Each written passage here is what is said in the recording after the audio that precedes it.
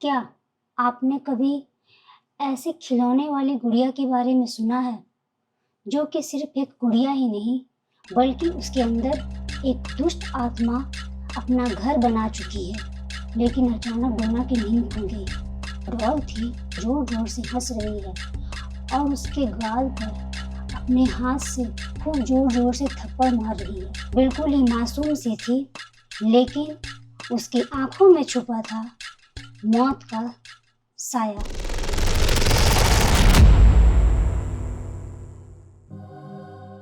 आज की कहानी एक ऐसी ही गुड़िया के बारे में है, जो कि सिर्फ देखने में केवल मासूम लगती, जो सिर्फ देखने में बिल्कुल ही मासूम सी थी, लेकिन उसकी आँखों में छुपा था मौत का साया। ये कहानी है एनाबेला की। एनाबेला, दुनिया की सबसे डरावनी भूतिया गुड़िया। तो दोस्तों, काला रेडियो में आप सभी का स्वागत है। चैनल को पहले सब्सक्राइब नहीं किए हैं तो सब्सक्राइब करें और बेल आइकन को प्रेस करना ना भूलिए। तो कहानी शुरू होती है अब। टाइम है 1970। अमेरिका। अमेरिका में रहने वाली डोना, जो कि नर्सिंग स्टूडेंट थी, और आज उसका जन्मदिन था तब उसकी माँ उससे मिलने आई और उसके लिए सेकंड हैंड गिफ्ट शॉप से एक प्यारी सी गुड़िया लाकर उसे गिफ्ट देती है। गुड़िया, जो कि देखने में बिल्कुल ही नॉर्मल खिलौने जैसी दिख रही थी, बहुत ही प्यारी। उसकी आंखें काफी अट्रैक्टिव थी। यहाँ तक तो दोस्तों ये नॉर्मल लग रहा है कि बर्थडे गिफ्ट है, माँ ने उसे गिफ्ट दिया है, दैट्स इट। लेकिन उस गुड़िया के डोना से मिलने के बाद डोना की लाइफ एक सिंपल सी नहीं रहती है। उसके साथ बड़ी ही अजीब सी असामान्य घटनाएं होने लगती है, और घटनाएं कहे तो ऐसी घटना जो कि अविश्वसनीय है। कभी भी जब डोना अपने रूम में हॉस्टल में अकेले रहती थी, तो कभी भी जब अपने सामान को सजाती थी, तो जैसे कि डॉल को भी अपने पोजीशन पर सजा के वो रखती है, लेकिन कभी भी वो डॉल अपने उस डोना के द्वारा रखे हुए पोजीशन पर नहीं रहती थी। कभी दूसरे कमरे में, कभी किसी कमरे के कॉर्नर में। उसे बड़ा अजीब लगता था कि जब मेरे अलावा इस कमरे में कोई रहता ही नहीं है, तो फिर उस डॉल को हिलाता कौन है। कभी कभी डोना के कमरे में एक नोट्स लिखे रहते थे, हेल्प मी हेल्प मी। उसे ये बड़ी ही अजीब लगती थी, लेकिन वो सोचती थी कि मैं किससे ये बात शेयर करूं। लेकिन हद उस वक्त हो गई जब उसने एनाबेला डॉल के हाथ में खून देखा। वो सारे घर में अपने कमरे में खोजने लगी कि ऐसा क्या हो गया जैसे उसके हाथ में खून लगा हुआ है। उसे कुछ समझ नहीं आ रहा था, लेकिन उसके साथ ये घटनाएं डेली कुछ ना कुछ घटती ही रहती थी। जैसे डोना रास्ते में अपने दोस्त के साथ जा रही है और उसका दोस्त के साथ कभी आर्गुमेंट या झगड़ा होता है, तो दूसरा दिन उसे सुनने में मिलता है कि उसकी दोस्त की मौत हो गई, और उसे अपने डॉल के हाथ में शरीर में खून के धब्बे दाग दिखाई देते थे।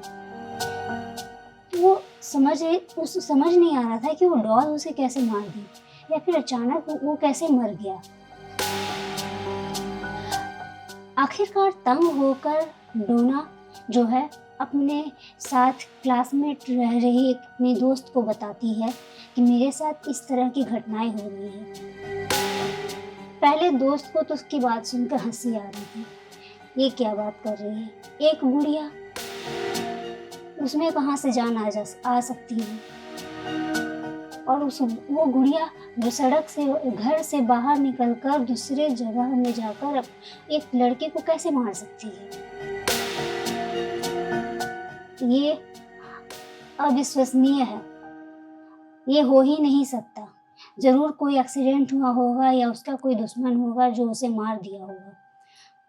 तो डोना बोलती है ठीक है, अगर तुम्हें मेरी बातों पर यकीन नहीं आ रहा है तो तुम ऐसा करो कि कुछ दिन मेरे साथ रहो। वो उसकी दोस्त जो है वो बोलती है ठीक है, अगर तुम्हारा ऐसा ही कहना है तो मैं अपने थोड़े कुछ काम है उसे निपटा कर मैं कुछ दिन तुम्हारे साथ रहने आ जाऊंगी। दोस्तों ठीक 2 या 3 दिन बाद से उसकी दोस्त उसके साथ रहने आ जाती है।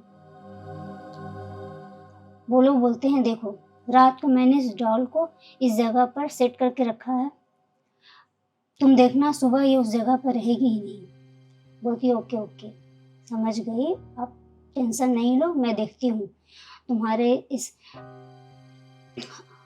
अविश्वसनीय बात को, मैं देखती हूँ कैसे विश्वास कर सकूं। दोस्तों आप विश्वास नहीं करोगे उस रात उसके साथ क्या हुआ। वो जो डॉल थी डोना की दोस्त के सीने के ऊपर बैठकर उस रात जोर जोर से हंस रही थी।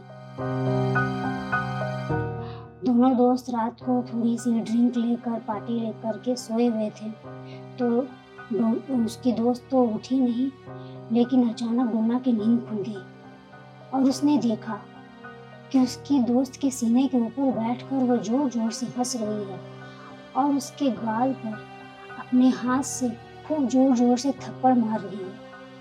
इतने जोर से थप्पड़ मार रही कि पूरे फिंगर जो है उसके गाल पर पूरे छाप की तरह सट जा रहे हैं। गाल पर उसके फिंगर के पूरे छाप हो गए। डोना बुरी तरह से डर गई और अपने दोस्त को जगा रही है और वो एनाबेला डॉल डोना को देख के जोर जोर से हंस रही है। थोड़ी देर बाद जब उसकी दोस्त की भी नींद खुलती है तो वो देखती है उसके सीने के ऊपर वो डॉल बैठी हुई है और उसे जोर जोर से मारे जा रही है। दोनों दोस्त डर के मारे रूम से बाहर निकल जाते हैं और रूम में देखती है कागज के छोटे छोटे पूरे नोट्स बिखरे पड़े हैं। पूरा रूम कागज के नोट्स से पूरा भर गया है और भर गया है उसमें सारे कागज के नोट्स में लिखे help me help me help me. अपने वही स्लीपिंग ड्रेस पहने हुए अवस्था में दोनों हड़बड़ाते हुए घर से ऐसे दरवाजा खुले हुए छोड़ के हॉस्टल से बाहर निकल जाते हैं और जोर जोर से रोने लगती है, चिल्लाने लगती है। तभी उस समय उस हॉस्टल की एक जो हेड नर्स थी वो उन दोनों को इस तरह की हालत में देखते हुए उसके पास आती है और कहती है कि क्या हुआ है तुम्हारे साथ, इस तरह क्यों रो रही हो, रात के पूरे 2 बज रहे हैं और तुम अभी रूम से बाहर इस तरह से दोनों रोई। और डोना से कहती है ये तो तुम्हारी दोस्त का ये तो रूम है नहीं, फिर ये तुम्हारे साथ क्या कर रही है, तुम दोनों ड्रिंक लिए हुए हो। दोनों उनकी बात को सुन भी रही है और अनसुना भी करते हुए अपनी ही स्थिति में जोर जोर से चिल्लाए जा रही है। और उसकी फ्रेंड के चेहरे पर जो दाग हुए थे उसे देखकर वो उस हॉस्टल की जो हेड थी वो भी डर जाती है कि आखिर इन दोनों के साथ हुआ क्या है।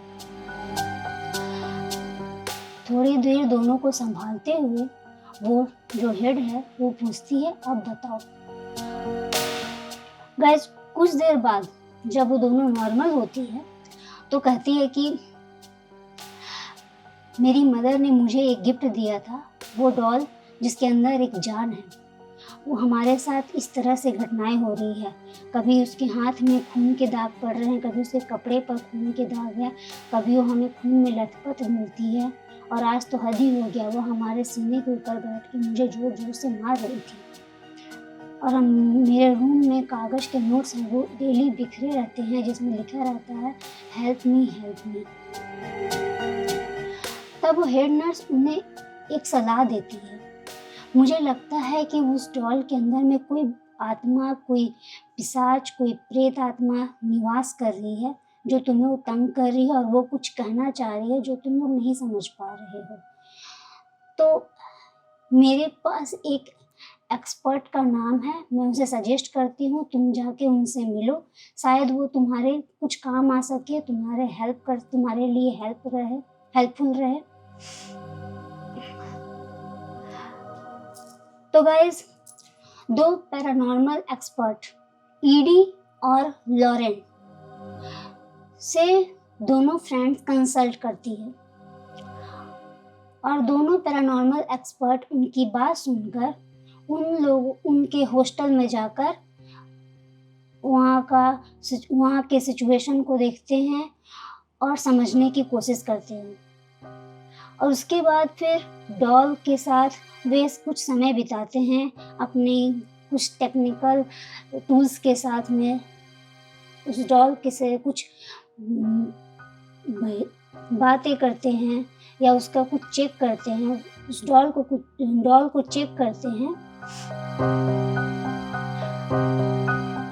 तो वे उन दोनों फ्रेंड को, डोना और उसकी फ्रेंड को, ईडी और लॉरेन बताते हैं कि इस डॉल के अंदर एक दुष्ट आत्मा अपना घर बना चुकी है और वो किसी इंसानी शरीर के ऊपर हावी होना चाहती है।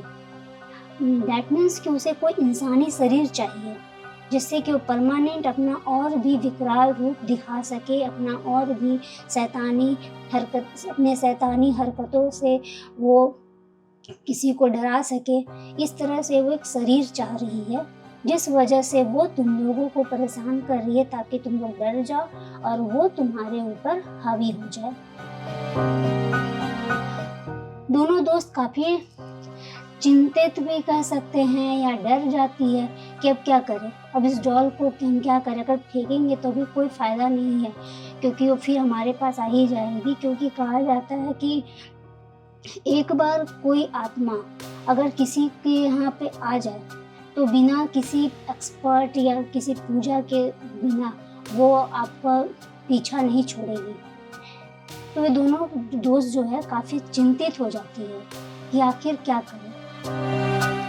तब ईडी और लॉरेन उन्हें सजेस्ट देते हैं कि इस डॉल को हम अपने साथ ले जाते हैं अगर आप लोगों को कोई परेशानी नहीं है तो ये एक मिनट के लिए तो काफ़ी खुश हो जाती है। हाँ चलो अच्छी बात है, पीछा छूटा, अब थोड़ी लाइफ में बैलेंस आएगी। तो ईडी और लॉरेन उसे कनेक्टिकट में स्थित ऑक्यूलेट म्यूजियम में जाकर रखते हैं, लेकिन सिर्फ केवल इसी तरह डॉल को उठाए और रखे नहीं, उसे अपनी अच्छी तरह से जो पैरानॉर्मल एक्सपर्ट जिस तरह से किसी प्रेत आत्मा को बांधते हैं उस तरह से बांध पूजा करके अपने हिसाब से वो लोग पूजा करके और एक कांच के बॉक्स में बाकायदा उस डॉल को बंद करके अपने उस ऑक्यूलेट म्यूजियम में रख देते हैं।